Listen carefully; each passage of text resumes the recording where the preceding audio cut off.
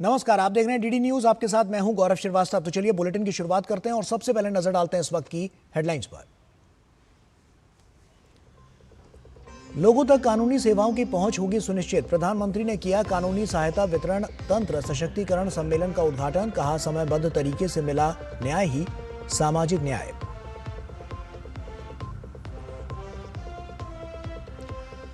देश को मिली 4 नई वंदे भारत ट्रेन। प्रधानमंत्री ने काशी में दिखाई हरी झंडी। कहा, विरासत के शहरों को विकास का प्रतीक बनाने की दिशा में अहम है वंदे भारत सेवाएं।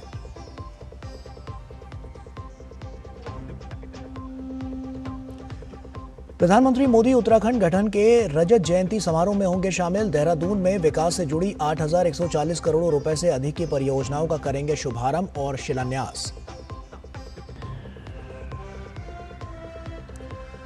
बिहार में कट्टे ने बढ़ाया सियासी तापमान। प्रधानमंत्री ने आरजेडी को घेरा। कहा, जंगल राज वाले युवाओं के हाथ में देना चाहते हैं कट्टा और दो नाली। दूसरे चरण के लिए सभी दलों ने प्रचार में झोंकी ताकत।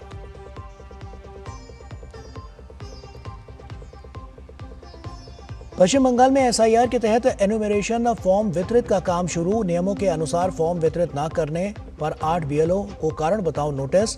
बीएलओ को धमकाने के आरोप में 5 बीएलए के खिलाफ एफआईआर दर्ज करने का राज्य सीईओ कार्यालय का निर्देश।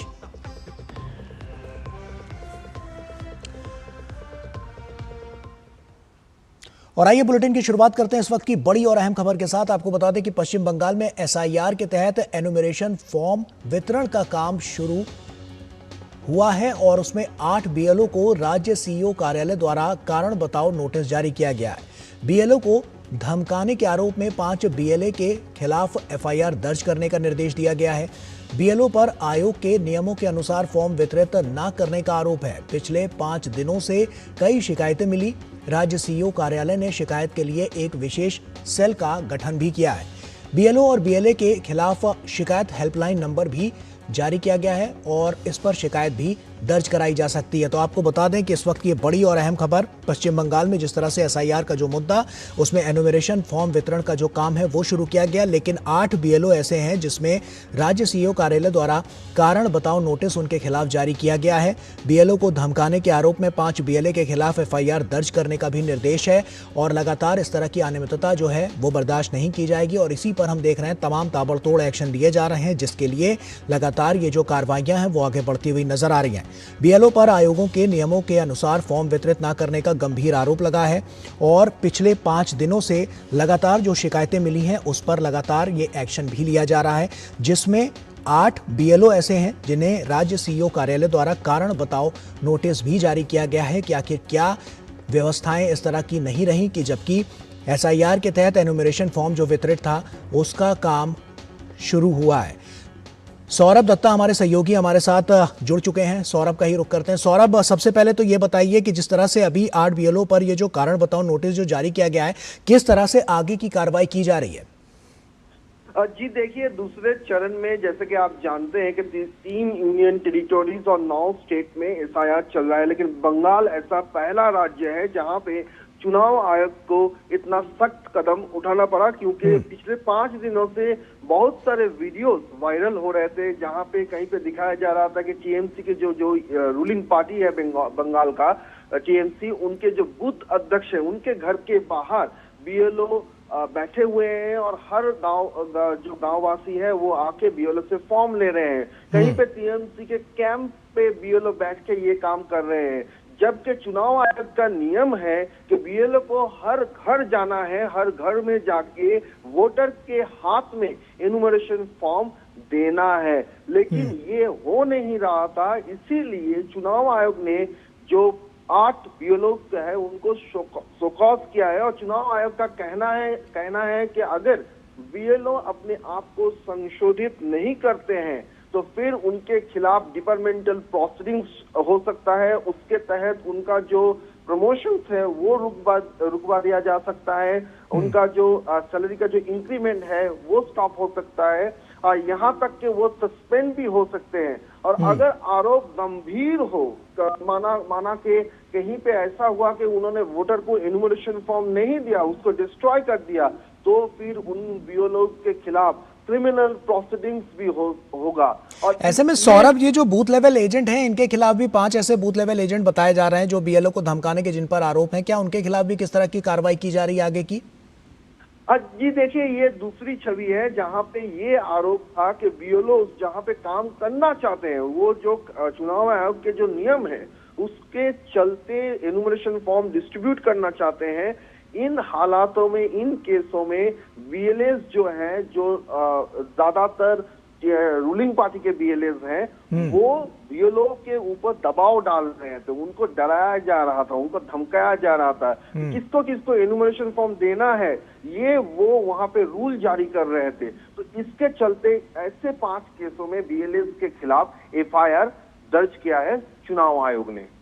चलिए, बहुत बहुत शुक्रिया सौरभ, तमाम जानकारियां हमसे साझा करने के लिए। तो ऐसे में कार्रवाइयां जो हैं इसमें आगे भी देखने को मिलेंगी कि किस तरह से जो बीएलओ हैं उनको जिस तरह से ये नोटिस जारी किया गया, उसके बाद जो बीएलए हैं यानी कि बूथ लेवल जो एजेंट है उनके खिलाफ किस तरह से कार्रवाई की जा सकती है, या आने वाले समय में इसकी जो तस्वीर है वो और साफ होती हुई नजर आएगी।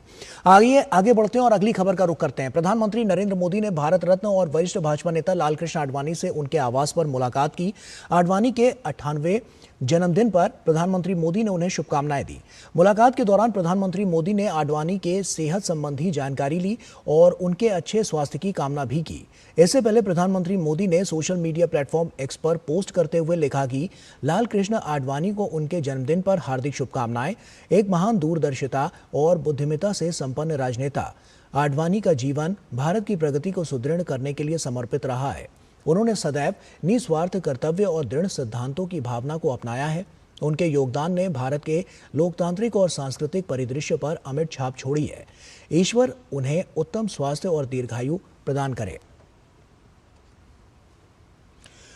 राष्ट्रीय विधिक सेवा दिवस के अवसर पर प्रधानमंत्री नरेंद्र मोदी ने कानूनी सहायता वितरण तंत्र को सशक्त बनाए जाने के लिए राष्ट्रीय सम्मेलन का उद्घाटन किया।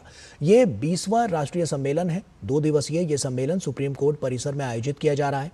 विधिक सेवा प्राधिकरण यानी नालसा जरूरतमंदों को मुफ्त कानूनी सहायता प्रदान करने वाले संगठनों में सर्वोपरि है। नालसा का मुख्य उद्देश्य है जरूरतमंदों की कानूनी सेवाओं तक पहुंच सुनिश्चित हो, न्याय हर नागरिक तक पहुंचे, यही नालसा का संकल्प है। प्रधानमंत्री ने सामुदायिक मध्यस्थता प्रशिक्षण मॉड्यूल लॉन्च किया। प्रधानमंत्री ने कहा कि न्याय जब समयबद्ध तरीके से पहुंचता है वही सामाजिक न्याय बन जाता है और नालसा इसी भावना को मजबूत बना रहा है।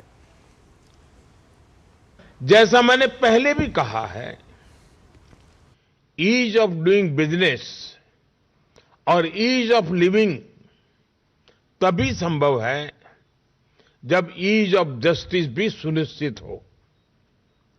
पिछले कुछ वर्षों में ईज ऑफ जस्टिस को बढ़ाने के लिए भी कई कदम उठाए गए हैं और आगे हम इस दिशा में और तेजी से जाएंगे। इस साल नालसा यानी नेशनल लीगल सर्विस अथॉरिटी के 30 वर्ष पूरे हो रहे हैं। इन 3 दशकों में नालसा ने न्यायपालिका को देश के गरीब नागरिकों तक जोड़ने का बहुत महत्वपूर्ण प्रयास किया है। जो लोग लीगल सर्विसेज अथॉरिटीज के पास पहुंचते हैं, अक्सर उनके पास न रिसोर्सेज होते हैं, न रिप्रेजेंटेशन होता है और कभी तो उम्मीद भी नहीं होती। उन्हें उम्मीद और सहायता देना ही सर्विस शब्द का सच्चा अर्थ है और नालसा के नाम में भी ये मौजूद है। इसलिए मुझे पूरा विश्वास है कि इसका हर सदस्य प्रेजेंस और प्रोफेशनलिज्म के साथ अपना काम जारी रखेगा। और प्रधानमंत्री ने बताया कि legal and defence council system के जरिए पहले 3 साल में 8 लाख से ज्यादा क्रिमिनल केस का समाधान हुआ है। प्रधानमंत्री ने न्याय की भाषा में स्थानीय भाषाओं को ज्यादा से ज्यादा जगह देने की भी बात कही। उन्होंने कहा कि कानून की समझ न्याय की राह को आसान बनाती है। एक गरीब व्यक्ति तब तक न्याय नहीं पा सकता जब तक उसे अपने अधिकारों का ज्ञान न हो, वह कानून को न समझे और सिस्टम की कॉम्प्लेक्सिटी से डर महसूस करता रहे। इसलिए कमजोर वर्गों, महिलाओं और बुजुर्गों में लीगल अवेयरनेस को बढ़ाना ये हमारी प्राथमिकता है। आप सभी और हमारी अदालतें इस दिशा में निरंतर प्रयास करते रहे हैं। मैं समझता हूं हमारे युवा, खासकर लॉ स्टूडेंट्स, इसमें ट्रांसफॉर्मेटिव रोल निभा सकते हैं। अगर युवा लॉ स्टूडेंट्स को प्रोत्साहित किया जाए कि वे गरीबों और गांव में रहने वाले लोगों से जुड़े, उन्हें उनके कानूनी अधिकार और लीगल प्रोसेस समझाएं। और प्रधानमंत्री नरेंद्र मोदी ने आज वाराणसी में 4 नई वंदे भारत एक्सप्रेस ट्रेनों को झंडी दिखाई। नई ट्रेनें बनारस खजुराहो, लखनऊ सहारनपुर, फिरोजपुर दिल्ली और एर्नाकुलम बेंगलुरु मार्गों पर चलेंगी। प्रधानमंत्री ने वंदे भारत एक्सप्रेस में सवार बच्चों से भी संवाद किया। अत्याधुनिक रेल सेवा को विस्तार देते हुए प्रधानमंत्री नरेंद्र मोदी ने शनिवार को वाराणसी में 4 नई वंदे भारत एक्सप्रेस ट्रेनों को झंडी दिखाई। पीएम ने बनारस खजुराहो, लखनऊ सहारनपुर, फिरोजपुर दिल्ली और एर्नाकुलम बेंगलुरु मार्गों पर वंदे भारत ट्रेन सेवाओं का शुभारंभ किया। आर्थिक विकास और पर्यटन को बढ़ावा देने के साथ साथ इन सेवाओं से यात्रा में लगने वाले समय की भी भारी बचत होगी। आज वंदे भारत, नमो भारत और अमृत भारत जैसी ट्रेनें भारतीय रेलवे की अगली पीढ़ी की नींव तैयार कर रही है।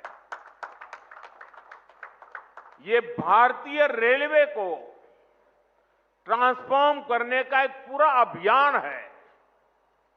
वंदे भारत भारतीयों की, भारतीयों द्वारा, भारतीयों के लिए बनाई हुई ट्रेन है, जिस पर हर भारतीय को गर्व है। पीएम ने वंदे भारत एक्सप्रेस में सवार बच्चों से संवाद किया। नई वंदे भारत सेवाएं भारत की विरासत के शहरों को देश के विकास का प्रतीक बनाने की तरफ अहम कदम हैं। बेहतर कनेक्टिविटी अपने साथ आर्थिक समृद्धि के अवसर भी ला रही है। पिछले साल बाबा विश्वनाथ के दर्शन के लिए 11 करोड़ श्रद्धालु काशी आए थे। अयोध्या में राम मंदिर के निर्माण के बाद 6 करोड़ से ज्यादा लोग रामलला के दर्शन कर चुके हैं। यूपी की अर्थव्यवस्था को इन श्रद्धालुओं ने हजारों करोड़ रुपए का लाभ पहुंचाया है। पीएम ने उद्घाटन समारोह में मौजूद बच्चों का उत्साहवर्धन किया। देश बीते 11 वर्ष में आधुनिक रेल अवसंरचना के अभूतपूर्व विस्तार का गवाह बना है। पीएम ने काशी में इंफ्रा और स्वास्थ्य सेवा क्षेत्र में हुए कामों का जिक्र किया।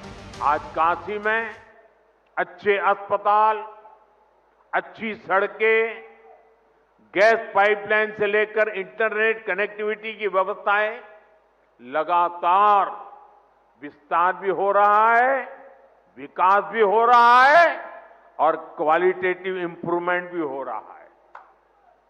रोपवे पर तेजी से काम हो रहा है। गंजारी और सीगरा स्टेडियम जैसे स्पोर्ट्स इंफ्रास्ट्रक्चर भी अब हमारे पास है।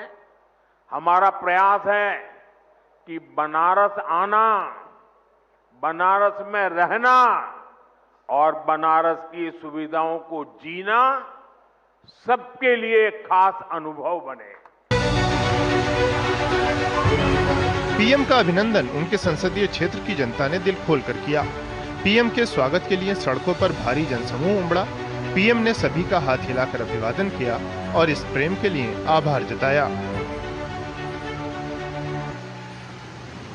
Bureau report, DD news.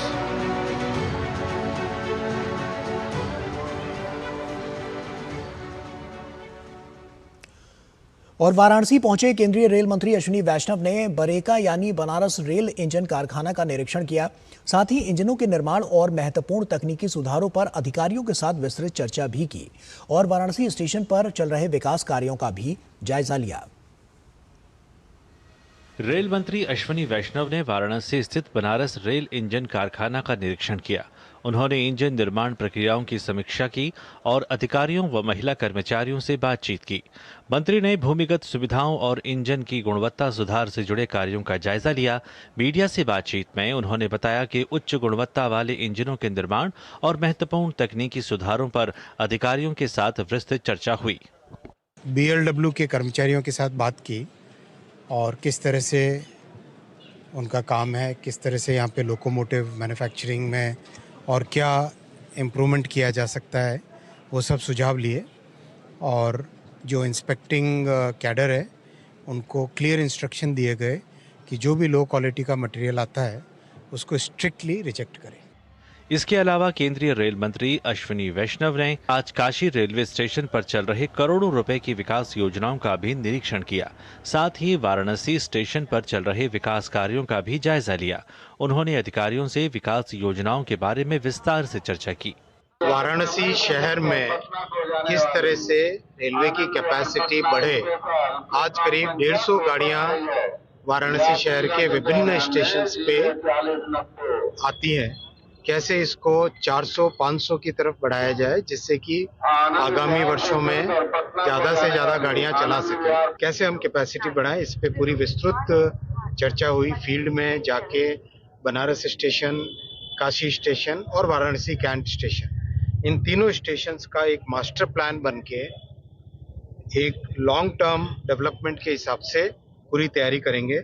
Banaras rail engine कारखाना भारतीय रेल की एक विश्वसनीय, लागत प्रभावी और अत्याधुनिक उत्पादन इकाई है जो लोकोमोटिव, डीजल जनरेटिंग सेट और उनके पुर्जों का निर्माण करती है। बरेका ने लोकोमोटिव निर्माण के क्षेत्र में अंतर्राष्ट्रीय स्तर पर देश को गौरवान्वित किया है। खासकर वित्तीय वर्ष 2024-25 की बात करें तो यहां 477 लोकोमोटिव का निर्माण हुआ, जिसने उच्चतम वार्षिक लोकोमोटिव उत्पादन का नया रिकॉर्ड बनाया। इसके अलावा मार्च 2025 में बरेका ने 61 इलेक्ट्रिक इंजनों का निर्माण करके भी एक रिकॉर्ड बनाया, जो किसी एक महीने में अब तक का सबसे अधिक उत्पादन है। विकास सिंह, DD न्यूज, वाराणसी। बिहार की बात करें तो बिहार में दूसरे चरण के लिए प्रचार जोर पकड़ चुका है। प्रधानमंत्री नरेंद्र मोदी ने शनिवार को सीतामढ़ी और बेतिया में विशाल जनसभाएं की तो भ्रष्टाचार, तुष्टीकरण और परिवारवाद को लेकर विपक्षी गठबंधन पर निशाना साधा और डबल इंजन सरकार के कार्यों को भी जनता के बीच रखा। ये माहौल भी इस बात का संदेश दे रहा है, ये माहौल भी उस संकल्प का परिचय करा रहा है, नहीं चाहिए कट्टा सरकार, नहीं चाहिए कट्टा सरकार। फिर एक बार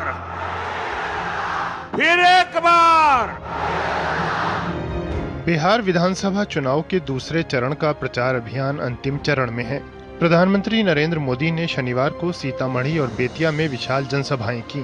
पीएम ने भ्रष्टाचार, तुष्टीकरण और परिवारवाद को लेकर विपक्षी महागठबंधन पर जमकर हमला बोला। सीतामढ़ी की जनसभा में पीएम ने कहा कि पहले चरण के मतदान में ही जंगल राज वालों को 65 वोल्ट का झटका लगा है। चारों तरफ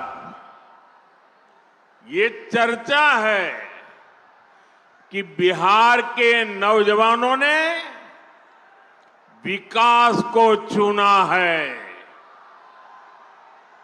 एनडीए को चुना है। बिहार की बहनों बेटियों ने भी एनडीए की रिकॉर्ड विजय पक्की कर दी है। पीएम ने कहा कि कभी दूसरे राज्य से मछली मंगवाने वाला बिहार अब दूसरे राज्यों को मछली भेजने लगा है। पीएम ने नाम लिए बिना राहुल गांधी पर भी कटाक्ष किया। ये हमारे मछली के क्षेत्र में काम करने वालों की ताकत देखिए। बड़े बड़े लोग भी यहाँ की मछली अब देखने के लिए आ रहे हैं, पानी में डुबकी लगा रहे हैं। किसी ने मुझे कहा कुछ लोग बिहार की चुनाव में डूबने की प्रैक्टिस कर रहे हैं। बेतिया की जनसभा में पीएम ने कहा कि वो एनडीए सरकार के शपथ ग्रहण में शामिल होने पटना आएंगे। पीएम ने कांग्रेस और राजद के शीर्ष परिवारों पर भी भ्रष्टाचार को लेकर कटाक्ष किया। आरजेडी का जो शीर्ष परिवार है वो बिहार का सबसे भ्रष्ट परिवार है। कांग्रेस का जो शाही परिवार है वो देश का सबसे भ्रष्ट परिवार है। और ये जो नामदार यहां घूम रहे हैं, ये दोनों नामदार हजारों करोड़ रुपए के घोटालों के आरोप में जमानत पर चल रहे हैं, जमानत पर। बिहार विधानसभा चुनाव 2025 में प्रधानमंत्री की जनसभाओं का सिलसिला बेतिया की रैली के साथ संपन्न हो गया। पीएम की रैलियों में लोगों का जोश और उत्साह देखते ही बन रहा था। Bureau report, TD news. और बिहार विधानसभा चुनाव के दौरान कट्टा पॉलिटिक्स की चर्चा चरम पर है। प्रधानमंत्री नरेंद्र मोदी ने आज रैली में आरजेडी की कट्टा संस्कृति के लेकर विपक्षी महागठबंधन पर जमकर हमला बोला और कहा बिहार को नहीं चाहिए कट्टा सरकार। दरअसल समस्तीपुर में आरजेडी की एक रैली में एक बच्चे ने कहा था कि तेजस्वी यादव मुख्यमंत्री बनेंगे तो कट्टा लेकर घूमेंगे। इस वीडियो ने राज्य में चुनावी राजनीति गरमा दी है। आरजेडी के मंचों पर मासूम बच्चों से कहलवाया जा रहा है। क्या कहलवाया जा रहा है? वो बच्चे कह रहे हैं उन्हें रंगदार बनना है, रंगदार बनना है।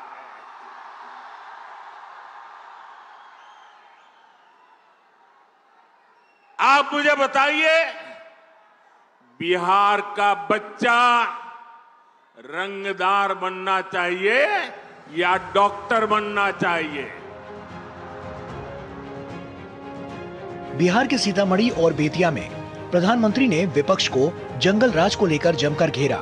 सीतामढ़ी में प्रधानमंत्री ने विशाल जनसभा को संबोधित करते हुए स्पष्ट संदेश देते हुए कहा कि एनडीए ने बिहार के युवाओं को किताबें दी हैं, जबकि जंगल राज वाले बिहार के युवाओं के हाथ में कट्टा और 2 नाली देना चाहते हैं।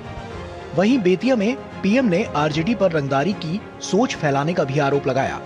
पीएम ने एक बच्चे के वायरल वीडियो का जिक्र किया जिसमें बच्चे को रंगदार बनने की बात कहते हुए देखा गया। आरजेडी कांग्रेस वाले बिहार के बच्चों को रंगदारी के लिए प्रेरित कर रहे हैं। साथियों, ये चुनाव सिर्फ आरजेडी कांग्रेस की पराजय तक सीमित नहीं रहने चाहिए। आपको उस मानसिकता को हराना है जो बिहार के बच्चों में जहर का बीज बो रही है। चलिए आपको आरजेडी के मंच का वो वीडियो दिखाते हैं जिस पर पूरा विवाद खड़ा हो गया है।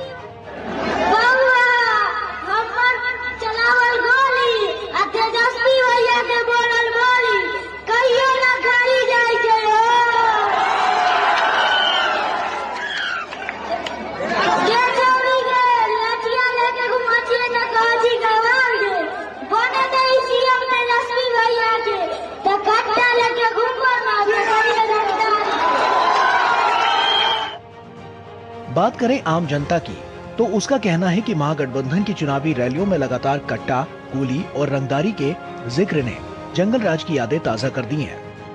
कट्टा सटा करके राज नहीं चलेगा। स्वतंत्र वही है जो निर्भय है। अगर निर्भय नहीं है तो स्वतंत्रता कोई काम की नहीं है। आज महिलाएं को नौकरी बात कर रहे हैं। अगर महिलाएं सुरक्षित नहीं रहेगी तो नौकरी घर से जाने नहीं देगा लोग करने के लिए। हम लोग चाहेंगे कि वो ये जो है विकसित बिहार जो हमेशा रहे और हमारे एनडीए की सरकार हमेशा रहे, जो हम लोग आम जनता जो है सो हम लोग अनिफिक्र होके इधर जा सके, अपना काम कर सके, अपने बच्चों का देखभाल कर सके। हर चीज़ में हम लोग आगे बढ़ना चाहते हैं। आज तेजस्वी यादव अपने आप को युवा कहकर पुराने बिहार को भूलने की बात करते हैं, लेकिन जब आज सोशल मीडिया पे गाना चलता है कि कट्टा सटा के उठा ले वो, फिर लोगों को पुरानी याद आ जाती है। शिक्षा, स्वास्थ्य और प्रगति, बढ़िया जीवन चाहिए, शांतिपूर्ण जीवन चाहिए। शांति रहेगी, रोड बढ़िया रहेगा, स्वास्थ्य बढ़िया रहेगा तो सब कुछ अपने आप बढ़िया होते जाएगा। इस बार आरजेडी नेता तेजस्वी यादव बिहार में बदलाव के लिए लोगों से वोट मांग रहे हैं। सवाल है कि आखिर तेजस्वी यादव बिहार में क्या बदलाव लाना चाहते हैं। हालांकि दूसरे दौर के मतदान में अब 24 घंटे से कम का समय बचा है। ये जनता है जो सब जानती है। फैसला 14 नवंबर को सुना देगी। Bureau report, DD news. और बिहार विधानसभा चुनाव के दूसरे चरण में 11 नवंबर को मतदान होना है। चुनाव प्रचार के लिए कल यानी 9 नवंबर की शाम तक ही मौका है, तो सभी दलों के दिग्गज नेताओं ने प्रचार में अपनी पूरी ताकत झोंक दी है। एक नजर कैसा रहा आज का प्रचार। बिहार में विधानसभा चुनाव के दूसरे चरण के प्रचार के लिए सभी दलों के दिग्गजों ने मोर्चा संभाल रखा है। मतदान का दिन जैसे जैसे नजदीक आ रहा है, नेताओं की जनसभाओं का दौर तेज होता जा रहा है। एनडीए की तरफ से पार्टी के वरिष्ठ नेता अमित शाह, राजनाथ सिंह, योगी आदित्यनाथ ने अलग अलग विधानसभा सीटों पर प्रचार की कमान संभाली। अमित शाह ने राज्य के कटिहार, पूर्णिया और सुपौल में जनसभा को संबोधित किया। कटिहार में अमित शाह ने कहा कि दूसरे चरण में सीमांचल वालों को इस तरह से मतदान करना है कि राजद वाले, जंगल राज वाले दूर दूर तक दूरबीन से भी दिखाई न पड़े। वहीं भाजपा के वरिष्ठ नेता राजनाथ सिंह ने रोहतास में राहुल गांधी पर निशाना साधते हुए कहा कि उनके पास मुद्दों की कमी है और वो वोट चोरी की झूठी बात करके बिहार की जनता को गुमराह करने की कोशिश कर रहे हैं। प्रथम चरण का मतदान हो चुका है। प्रथम चरण में लालू एंड कंपनी का सुपड़ा साफ होगा और दूसरे चरण में सीमांचल वालों ने इस तरह से मतदान करना है कि ये आरजेडी वाले, जंगल राज वाले दूर दूर तक दूरबीन लेकर भी दिखाई न पड़े। यदि राहुल जी को लगता है कि बिहार के लोगों की वोट की चोरी हो गई है, तो इसकी वह लिखित शिकायत चुनाव आयोग को क्यों नहीं करते? और मैं उनसे यह भी पूछना चाहता हूं, क्या सच बोलकर राजनीति नहीं की जा सकती? क्या राजनीति करने के लिए अथवा राजनीतिक कामयाबी हासिल करने के लिए झूठ बोलना आवश्यक है? वहीं उत्तर प्रदेश के मुख्यमंत्री योगी आदित्यनाथ और मध्य प्रदेश के मुख्यमंत्री मोहन यादव ने भी एनडीए के लिए प्रचार किया। योगी आदित्यनाथ ने कहा कि दुनिया को नालंदा विश्वविद्यालय का गौरव देने वाला बिहार लालटेन की धुंधली रोशनी में पहचान के लिए मोहताज हो गया था। बिहार ने नालंदा विश्वविद्यालय दिया हो, आखिर वह बिहार किसके कारण साक्षरता में देश के अंदर सबसे पीछे हो गया? बहनों और भाइयों, इस पाप का दोषी कोई और नहीं, इस पाप का दोषी कांग्रेस और आरजेडी बराबर के दोषी हैं। लेकिन बड़े बेशर्म है कांग्रेस वाले, ये भगवान राम के भी जन्म का प्रमाण पूछ रहे थे। और बताओ, अयोध्या में भगवान राम पैदा हुए कि नहीं? बोलो, हुए कि नहीं अयोध्या में राम? आप बताओ, हुए कि नहीं हुए? आपको मालूम, इनको मालूम। अगर नहीं मालूम तो कांग्रेस को नहीं मालूम। ये कोर्ट में, हाई कोर्ट में, सुप्रीम कोर्ट में शपथ पत्र दे रहे, कहां राम, कहां पैदा हुए, किसने देखा? बात करें महागठबंधन की और अन्य विपक्षी दलों की, तो सभी ने अपने अपने प्रत्याशियों के लिए धुआंधार प्रचार किया। कांग्रेस सांसद प्रियंका गांधी वाड्रा ने पूर्णिया में, तो समाजवादी पार्टी के अध्यक्ष अखिलेश यादव ने मधुबनी में जनसभा को संबोधित किया। तभी महात्मा गांधी बिहार आए, बिहार में चंपारण गए और उन्होंने उन्हीं किसानों से, आपके पूर्वजों से प्रेरणा लेकर सत्याग्रह शुरू किया, इस देश की आजादी की लड़ाई शुरू की। याद रखो, आत्मस्वाभिमान करो,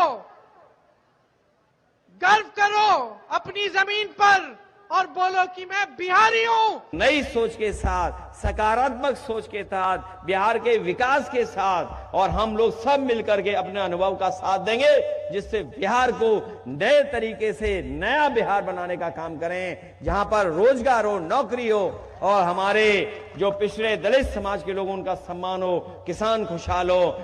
वहीं जनसुराज के संस्थापक प्रशांत किशोर ने बिहार के मधुबनी में रोड शो किया, अपनी पार्टी के प्रत्याशियों के पक्ष में प्रचार किया।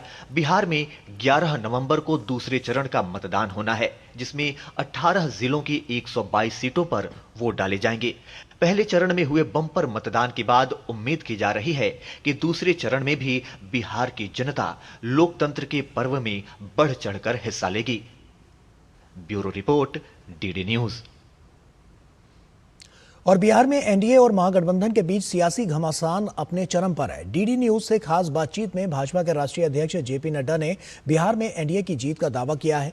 जेपी नड्डा ने कहा है कि बिहार में 160 सीटें जीतकर एनडीए की सरकार बनाने जा रही है। वहीं बिहार के लोग जंगल राज नहीं चाहते हैं। जेपी नड्डा से डीडी न्यूज संवाददाता रविंदर कुमार ने खास बातचीत की, देखिए। बिहार विधानसभा चुनाव के लिए प्रचार अब आखिरी चरणों में है।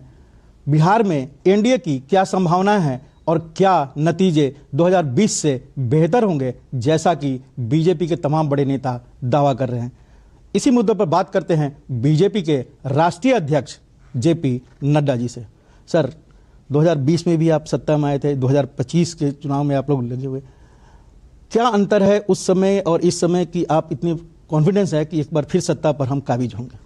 देखिए, 2020 में भी वातावरण हमारे पक्ष में था और हमने चुनाव जीता। नीतीश बाबू जी के नेतृत्व में 5 साल सरकार चली। मोदी जी का आशीर्वाद 2014 से लगातार बिहार को मिल रहा है।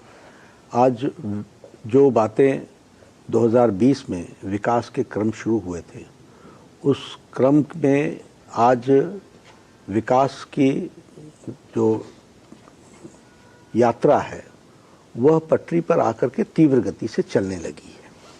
और इसलिए रविंदर जी, अब बिहार में लोगों को विकास के कार्य दिखने लगे हैं। जयप्रकाश नारायण अंतर्राष्ट्रीय एयरपोर्ट 1200 करोड़ रुपए का, हमारा गांधी सेतु के बगल में 14.5 किलोमीटर का फिर से नया 4 लेन रोड ब्रिज बनने का काम शुरू हुआ है। उसी तरीके से जैसे जेपी पथ, उसी तरीके से अन्य जो विकास के कार्य हैं वो एलिवेटेड रोड, एक्सप्रेसवेज, ये सारी चीज़ें दिख रही हैं। और उसी तरीके से अगर हम देखें तो इंटरनेट के जाल बिछ रहे हैं। 31,000 गाँव के आसपास सड़कों से जोड़ दिया गया है और प्रधानमंत्री ग्रामीण सड़क योजना में बहुत तीव्र गति से काम हो रहा है। महिलाओं का सशक्तिकरण हुआ है, युवाओं को मुख्य धारा में लाने का पूरा प्रयास चल रहा है। तो ये सभी चीज़ों को लेकर के अगर देखें तो आज विकास प्रगति के पथ पर तो है ही, और तीव्र गति से उसने मोमेंटम भी गेन किया है। और साथ ही साथ लोग स्थायित्व चाहते हैं, स्टेबिलिटी चाहते हैं, और स्टेबिलिटी के लिए जंगल राज से जो उनको छुटकारा मिला है उसको वो बनाए रखना चाहते हैं, कायम रखना चाहते हैं। इसलिए वो पूरी ताकत के साथ एनडीए को सपोर्ट कर रहे हैं। सर, आपने जंगल राज की बात की, उस दौर में आप भी पटना में थे, मैं भी पटना में था। उस दौर को खत्म, जैसा कि आरजेडी के और महागठबंधन के नेता कहते हैं कि पिछले 20 साल से आप सत्ता में हैं, लेकिन फिर भी आप जंगल राज का ही एक तरह से उदाहरण देते हैं, लोगों को डरा रहे हैं जंगल राज कर। ऐसा है रविंदर जी, जो सच्चाई है वो हम जनता को बयान कर रहे हैं। आरजेडी के डीएनए में आर रंगदारी, ज जंगल राज, द दादागिरी, ये राजद की संस्कृति है, ये कल्चर है, इससे ये बाहर निकल नहीं सकते।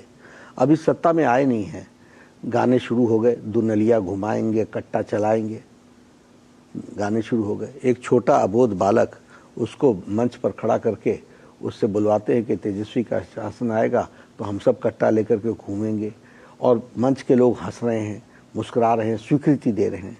तो ये ऐसी छोटी बड़ी घटनाएं, ओसामा शाहबुद्दीन का बेटा जिसकी दहशत से हम लोग सब परिचित हैं, जिसने चंदा बाबू के 2 बेटों को एसिड से जला करके चिमनी में डाल दिया था, तीसरे बेटे को भी मार दिया।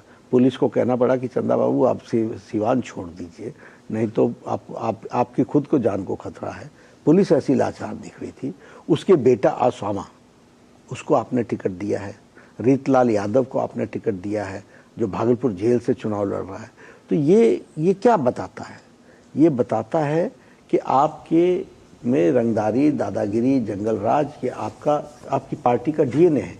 दूसरी बात, आज दिन तक कभी तेजस्वी ने माफी मांगी, इसका मतलब आप जंगल राज को सही ठहराते हो और आप मानते हो कि जंगल राज था और आप फिर वही लाना चाहते हो, तो हमको बताना तो पड़ेगा ही जनता को। बहुत बहुत शुक्रिया सर।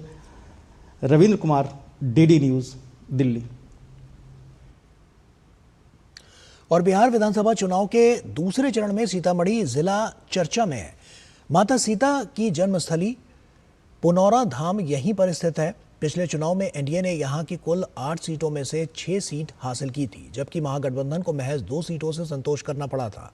बात बिहार विधानसभा चुनाव 2025 की करें तो इस बार सीतामढ़ी की 8 सीटों में भाजपा 4, जेडीयू 2, एलजेपी और उपेंद्र कुशवाहा की पार्टी एक-एक सीट पर चुनाव लड़ रही है। यहां एनडीए और महागठबंधन के बीच सीधी टक्कर है। इस बार सीतामढ़ी में पुनौरा धाम का विकास प्रमुख चुनावी मुद्दा है। चुनाव से ठीक पहले करीब 1000 करोड़ की लागत वाले माता सीता की जन्मस्थली पर भव्य मंदिर निर्माण के लिए शिलान्यास किया गया है। सीतामढ़ी में क्या है जनता के मुद्दे, चुनावी सफर में डीडी न्यूज के संवाददाता शैलेंद्र मिश्रा ने जानने की कोशिश की। देखिए। चुनावी सफर में आज हम पहुंचे हैं सीतामढ़ी जिला के पुनौरा धाम में। माता जानकी के जन्म स्थल पर इस वक्त हम जानने की कोशिश करेंगे कि सीतामढ़ी में कौन से मुद्दे सबसे प्रभावी हैं और किन मुद्दों पर जनता जनार्दन अपनी राय रख रही है। सीतामढ़ी और यहाँ आसपास क्या बहुत चर्चा में है जब चुनाव आ गया है, कौन सा मुद्दा बहुत चर्चा में? यहाँ जो अभी शिलान्यास हुआ है मंदिर बनाने का, माननीय अमित शाह जी के द्वारा और नीतीश कुमार जी के द्वारा, ये मुद्दा सबसे अहम है यहाँ के लिए। और इसी मुद्दा पर यहाँ चुनाव लोग यहाँ लगे हुए हैं। सब काम तो हो ही रहा है सर, कैसा कौन काम है जो नहीं हुआ है। हमको बोलने की ज़रूरत नहीं है, हर जगह बैनर बोर्ड लगा हुआ है, जाके लोग देखें कि क्या हुआ है क्या नहीं हुआ है।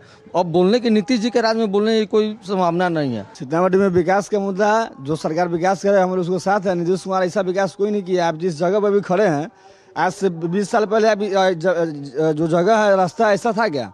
नीतीश कुमार का देना जो इस रास्ते को बनाया, चमकाए। और माननीय अमित शाह और माननीय हमारे यशस्वी प्रधानमंत्री नरेंद्र मोदी के द्वारा शिलान्यास किया गया पुनौरा धाम मंदिर, जानकी मंदिर बन रहा है। इससे गौरव का बात क्या होगा? और जहाँ तक राजद वाला कह रहे हैं, खेसारी लाल छपरा सीट से खड़ा हुए हैं कि मंदिर बनने से क्या होगा, मैं उन मूर्खता की बात पहुँचा दीजिएगा। बाबा दादा 70 साल शासन किए, कभी मंदिर पर चर्चा किए? 70 साल 80 साल बाद वहाँ अयोध्या में राम मंदिर बना है, ये किसका देन है? भाजपा सरकार का देन है। स्थानीय मुद्दा नीतीश कुमार की सरकार है वर्तमान में। जितना भी सीतामढ़ी में जो स्थानीय स्तर पर जो काम बाकी था, जो अधूरा था, नीतीश कुमार ने सभी कार्यों को पूरा कर चुके हैं। विपक्षियों के पास कोई मुद्दा ही नहीं है, वह मुद्दा विहीन चुनाव लड़ रहे हैं इस बिहार में। जो खुद नौमी फैले वो क्या करेंगे? हम लोग बालिक थे, इस तरीका के माहौल हम लोग के पूर्व दादा से नहीं देखा था, से माहौल देखने को मिलता है। बाकियों का तो नहीं पता, पर मैं चाहता हूँ कि सत्ता परिवर्तन हो ऐसा। हाँ, मंदिर तो स्वाभाविक सीतामढ़ी के लिए बहुत मायने रखता है, तो मंदिर भी एक मुद्दा है सीतामढ़ी के लिए। थोड़ा सा दिक्कत है कि यहाँ विकास ओवरब्रिज का मुद्दा है जो आज तक नहीं हुआ है। अब जनता जनार्दन देखना है कि क्या तय करने वाली है 11 तारीख को सीतामढ़ी की विधानसभाओं में। हमारे सहयोगी मोर मुकुट शर्मा के साथ शैलेंद्र मिश्र, सीतामढ़ी। और बिहार की गयाजी टाउन विधानसभा सीट से भारतीय जनता पार्टी के वरिष्ठ नेता और पूर्व मंत्री प्रेम कुमार लगातार 9वीं बार चुनावी मैदान में हैं। प्रेम कुमार 1990 से अब तक लगातार 8 बार विधायक चुने जा चुके हैं और इस बार अगर जीत दर्ज करते हैं तो Guinness book of world record में उनका नाम शामिल हो सकता है। गयाजी में हमारे सहयोगी अमरेंद्र गुप्ता से खास बातचीत में प्रेम कुमार ने कहा कि प्रधानमंत्री नरेंद्र मोदी और मुख्यमंत्री नीतीश कुमार के नेतृत्व में बिहार ने विकास की नई ऊंचाइयां छुई हैं। उन्होंने विश्वास जताया है कि इस बार भी जनता का आशीर्वाद उन्हें मिलेगा और एनडीए की सरकार बनने के बाद बिहार को विकसित राज्य बनाने की दिशा में तेजी से काम किया जाएगा। बिहार की गया सीट भी एक ऐसी सीट मानी जा सकती है जो भारतीय जनता पार्टी के अभेद किले के रूप में जानी जाती है। 1990 से गया सीट पर भारतीय जनता पार्टी के प्रेम कुमार का प्रतिनिधित्व रहा है। इस चुनाव में पहले तो आप अपनी स्थिति को कैसे देख रहे हैं? बहुत बेहतर स्थिति है, जनता हमारे साथ है, जनता की सेवा हमने किया है, जनता के हर समय दुख हो सुख में साथ देने का काम किया है। और माननीय प्रधानमंत्री जी के प्रयास से 2 कॉरिडोर आ रहा, एक आ रहा औद्योगिक कॉरिडोर। मोदी जी का सोच है कि स्वदेशी को अपनाएं, तो मेक इन इंडिया के तहत देश के 12 राज्यों में चयनित किया गया है, बिहार भी शामिल है। 3000 एकड़ में गया के डोभी में एक बड़ा औद्योगिक पार्क बनने जा रहा है। जिस तरह से प्रधानमंत्री लगातार बिहार में अपनी सभाओं में कह रहे हैं कि अभी तक बिहार ने विकास देखा, अब विकसित बिहार की परिकल्पना के साथ आगे बढ़ना। मोदी जी का आह्वान है आत्मनिर्भर भारत, आत्मनिर्भर बिहार, विकसित भारत, विकसित बिहार की ओर बिहार चल पड़ा है, टेकअप की स्थिति में जाकर के हैं और हमने जो काम किया है जनता ने परखा है। जब बिहार में दूसरे चरण का मतदान होगा और 14 तारीख को नतीजे आएंगे तो बिहार के गया की जनता किसको अपना आशीर्वाद देती है। बिहार के गया से कैमरा पर्सन मोहित उइके के साथ अमरेंद्र गुप्ता, डीडी न्यूज। और बिहार विधानसभा चुनाव के दौरान समस्तीपुर के सराय रंजन विधानसभा क्षेत्र में सड़क किनारे सैकड़ों वीवीपैट पर्चियां फेंकी हुई मिली। ये पर्चियां गुड़मा गांव के पास पाई गई, जिसके बाद कई प्रत्याशियों के समर्थकों ने वहां पहुंचकर हंगामा किया। मामले की गंभीरता को देखते हुए जिलाधिकारी रोशन कुशवाहा और पुलिस अधीक्षक स्वयं जांच के लिए मौके पर पहुंचे। जिलाधिकारी ने स्पष्ट किया कि ये पर्चियां मतदान के लिए इस्तेमाल नहीं हुई थी, बल्कि ईवीएम कमीशनिंग के दौरान हुए मॉक पोल की थी। उन्होंने इसे मतदान कर्मियों की गंभीर लापरवाही बताया और कहा कि दोषियों पर प्राथमिकी दर्ज की जाएगी। इस बीच चुनाव आयोग ने बड़ी कार्रवाई करते हुए सराय रंजन के एआरओ को तत्काल प्रभाव से निलंबित कर दिया और उनके खिलाफ भी एफआईआर दर्ज करने का आदेश दिया है।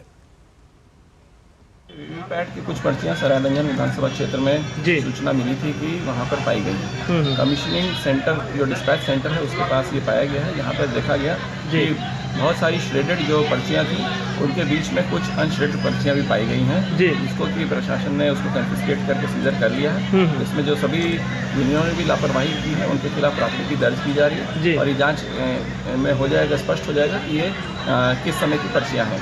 इसमें किसी तरह की कोई अफवाह नहीं फैलाने की मैं अपील करूंगा। ये पूरा टेक्निकल मामला है जिसकी भी जांच करते हुए सभी चीज़ स्पष्ट हो जाएगी।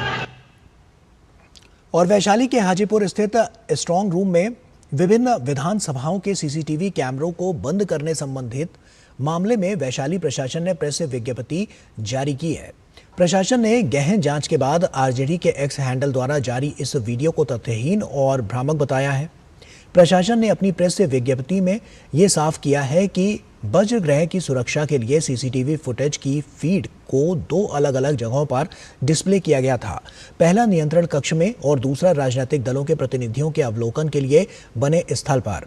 आरजेडी द्वारा जारी वीडियो इसी राजनीतिक दलों के प्रतिनिधियों के अवलोकन के लिए बने स्थल का है, जिसमें 129 महनार विधानसभा की TV screen auto time out होने के कारण कुछ देर के लिए बंद हो गया था, जिसे शीघ्र ही चालू करा दिया गया था और इसके साथ ही अन्य विधानसभाओं की टीवी डिस्प्ले बिना किसी व्यवधान के लगातार चालू रही।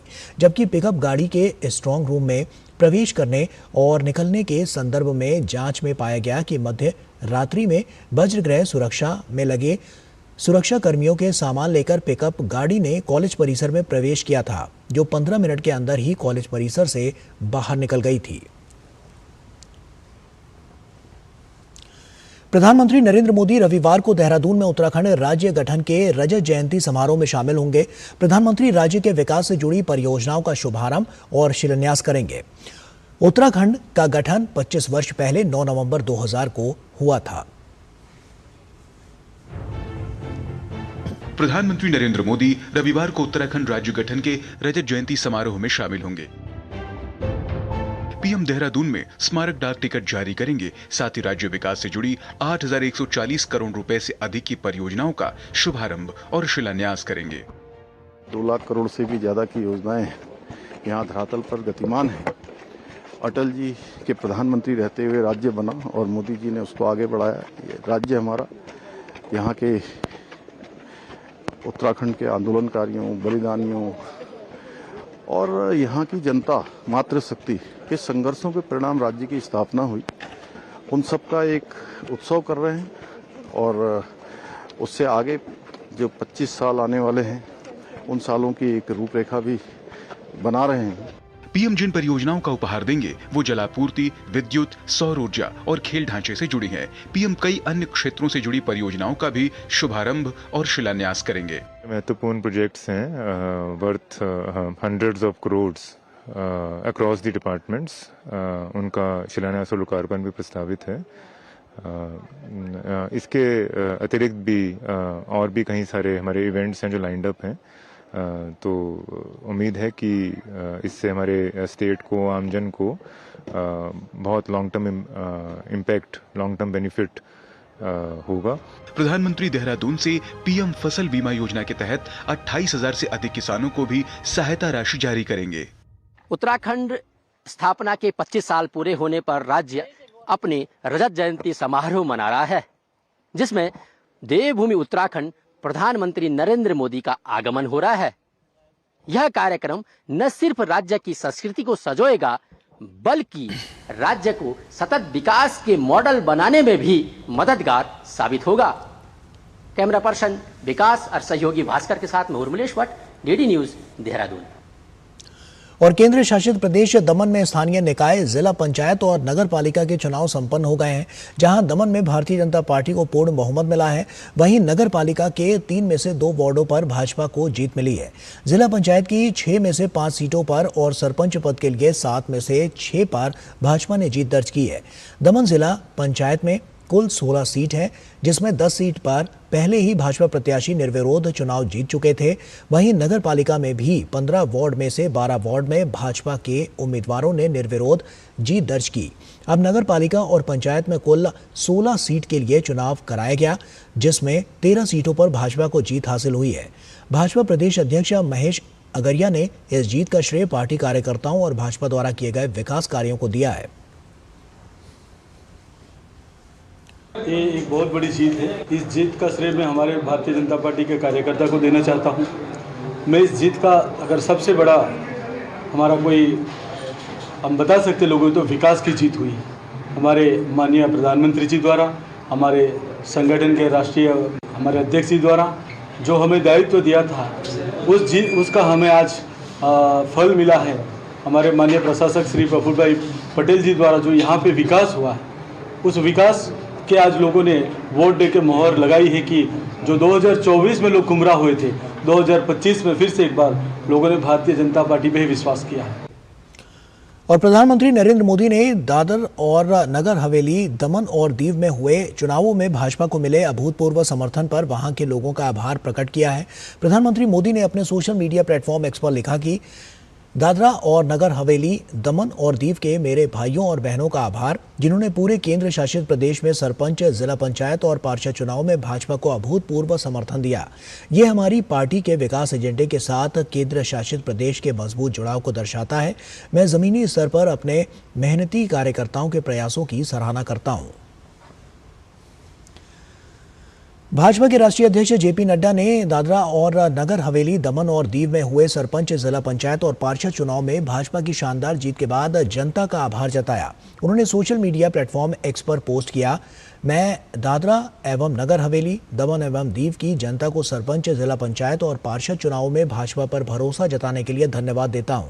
ये जीत स्पष्ट रूप से दर्शाती है कि जनता माननीय प्रधानमंत्री श्री नरेंद्र मोदी जी के विजन के साथ मजबूती से खड़ी है, जिनके प्रयास जीवन में बदलाव ला रहे हैं और जमीनी स्तर पर शासन को मजबूत कर रहे हैं।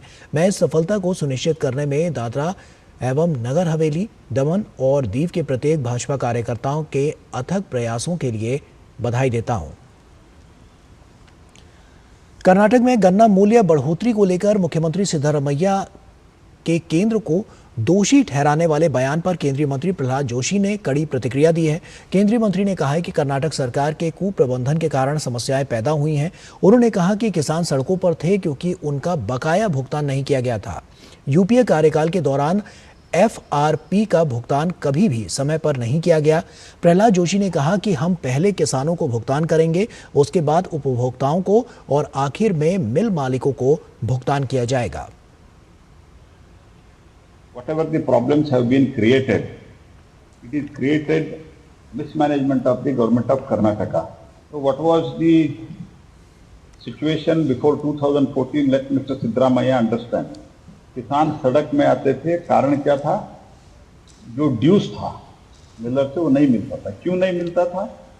एक तो रेम्यूनरेटिव प्राइस भी नहीं था, एथेनॉल भी नहीं था, सरकार भी कुछ नहीं मदद करता। इनके कालखंड में एफआरपी था लेकिन पेमेंट नहीं होता था। आवासन और शहरी कार्य मंत्री मनोहर लाल ने नई दिल्ली स्थित यशोभूमि कन्वेंशन सेंटर में राष्ट्रीय शहरी कॉन्क्लेव 2025 का उद्घाटन किया। 2 दिवसीय सम्मेलन का उद्देश्य शहरी विकास की नीति निर्माण प्रक्रिया को और सशक्त बनाना है।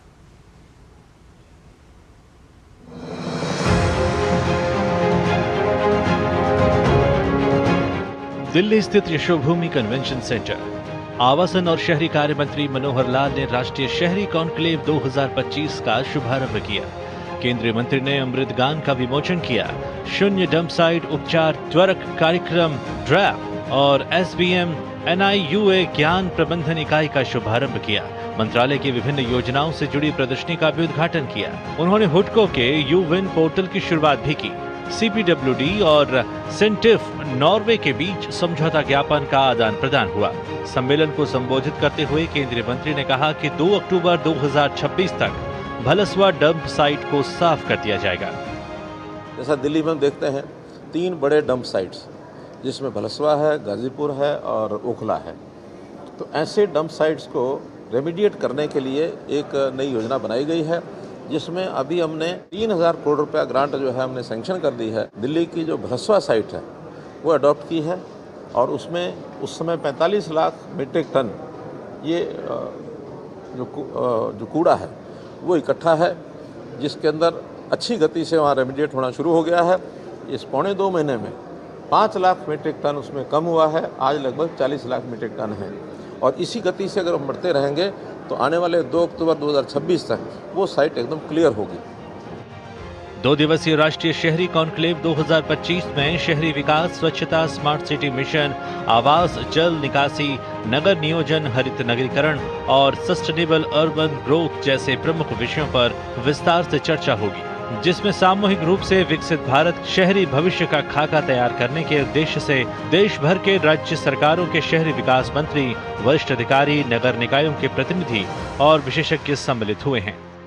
मोबिलिटी प्लान है, चाहे स्वच्छ भारत मिशन है, PMAY है, या शहरों के इंफ्रास्ट्रक्चर का विषय है, पानी का विषय है, बिजली का विषय है, जो भी व्यक्तियों की सुविधाएं होती हैं, नागरिक की सुविधाएं, उन सब के ऊपर जितने वर्टिकल है सब पर विचार करते हैं।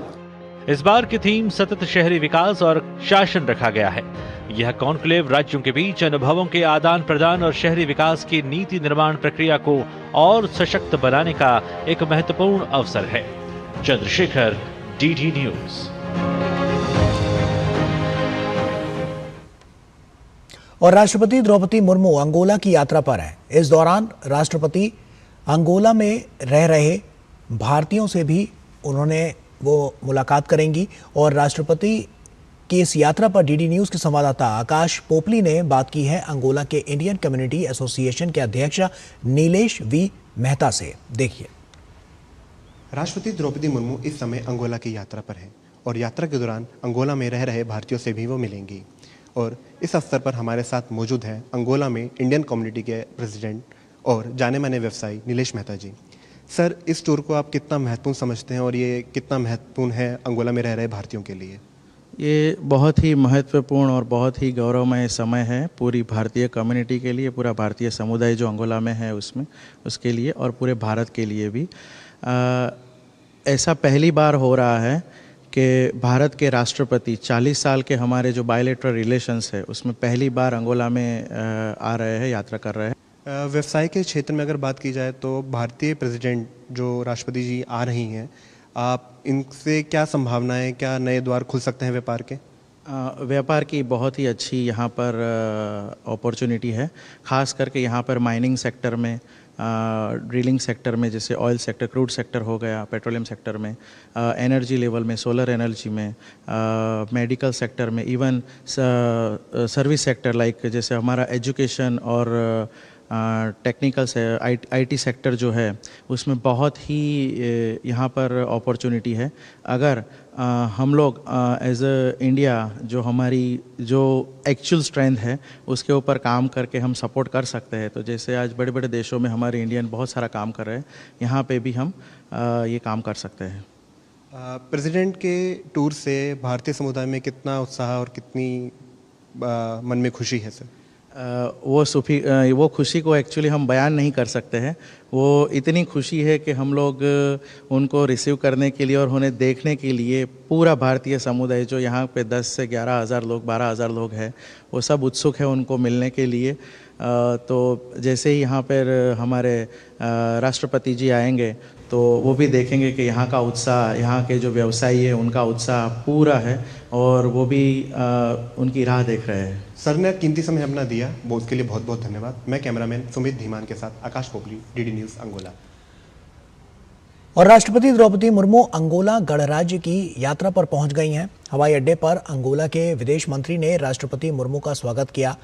राष्ट्रपति 8 से 13 नवंबर तक अंगोला और बोत्सवाना की राजकीय यात्रा पर रहेंगी। ये किसी भी भारतीय राष्ट्राध्यक्ष की अंगोला और बोत्सवाना की पहली राजकीय यात्रा होगी। राष्ट्रपति मुर्मू अंगोला गणराज्य के राष्ट्रपति जोआओ मैनुअल गोंजाल्वेस लोरेंको के निमंत्रण पर 8 से 11 नवंबर तक अंगोला की यात्रा पर रहेंगी। भारत और अंगोला इस वर्ष राजनयिक संबंधों की स्थापना की 40वीं वर्षगांठ मना रहे हैं। राष्ट्रपति मुर्मू 9 नवंबर को राष्ट्रपति लोरेंको के साथ द्विपक्षीय वार्ता करेंगी। 11 नवंबर को राष्ट्रपति मुर्मू अंगोला की स्वतंत्रता की 50वीं वर्षगांठ समारोह में भाग लेंगी। अपनी यात्रा के दौरान राष्ट्रपति मुर्मू अंगोला की संसद को संबोधित करेंगी और अंगोला में भारतीय समुदाय के साथ बातचीत भी करेंगी। राष्ट्रपति द्रौपदी मुर्मू की ये राजकीय यात्रा द्विपक्षीय संबंधों को मजबूती प्रदान करेगी।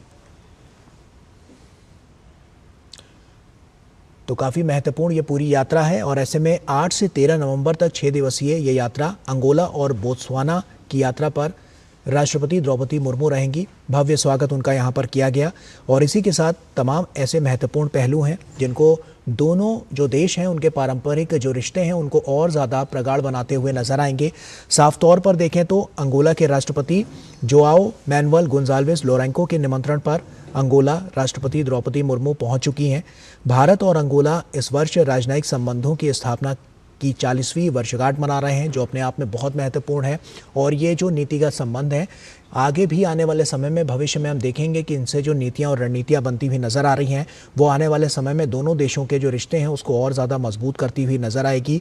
साथ ही साथ बहुत महत्वपूर्ण ये भी है क्योंकि अंगोला की स्वतंत्रता की 50वीं वर्षगांठ का जो समारोह है उसमें भी राष्ट्रपति द्रौपदी मुर्मू भाग लेंगी और अपने आप में कई मायनों में ये बहुत महत्वपूर्ण हो जाता है और जैसा कि आप देख रहे हैं कि कितना भव्य स्वागत उनका यहाँ पर किया गया है। और इसी के साथ फिलहाल इस बुलेटिन में इतना ही। हमारी पूरी टीम को दीजिए इजाजत। आप बने रहिए डीडी न्यूज़ के साथ। नमस्कार।